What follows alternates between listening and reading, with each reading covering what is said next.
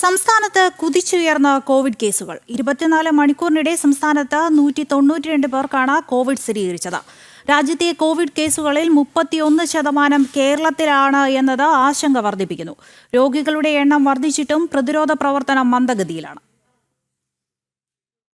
സംസ്ഥാനത്ത് കോവിഡ് ബാധിതരുടെ എണ്ണത്തിൽ വലിയ വർധനമാണ് ഉണ്ടാകുന്നത്. 192 പുതിയ കേസുകളാണ് റിപ്പോർട്ട് ചെയ്തത്. ഇതോടെ കേരളത്തിൽ കോവിഡ് ബാധിതരുടെ എണ്ണം 1679 സംസ്ഥാനത്ത് 24 മണിക്കൂറിനിടെ 2 കോവിഡ് മരണങ്ങളും സ്ഥിരീകരിച്ചു. കോവിഡ് വ്യാപനത്തിന്റെ പശ്ചാത്തലത്തിൽ കേരളത്തിൽ ലക്ഷണങ്ങളുമായി എത്തുന്നവർക്ക് കോവിഡ് പരിശോധന നടത്തണമെന്ന് ആരോഗ്യവകുപ്പ് നിർദ്ദേശവും നൽകി. രോഗികളുടെ എണ്ണത്തിൽ വലിയ വർധനമുണ്ടാകുന്ന പശ്ചാത്തലത്തിലാണ് ആരോഗ്യവകുപ്പിന്റെ തീരുമാനം. പുതിയ 4 വകഭേദങ്ങളാണ് കോവിഡ് വ്യാപനത്തിന്റെ കാരണമെന്നാണ് പുതിയ റിപ്പോർട്ട്.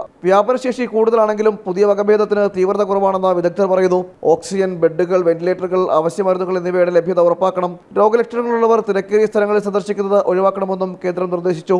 അതേസമയം രോഗികളുടെ എണ്ണം വർദ്ധിക്കുമ്പോഴും പ്രതിരോധ പ്രവർത്തനം മന്ദഗതിയിലെന്ന ആക്ഷേപവും ശക്തമാണ്. കാര്യമായ പ്രതിരോധ പ്രവർത്തനം നടത്തുന്നില്ലെന്നും ആരോപണമുണ്ട്. ജനം, തിരുവനന്തപുരം.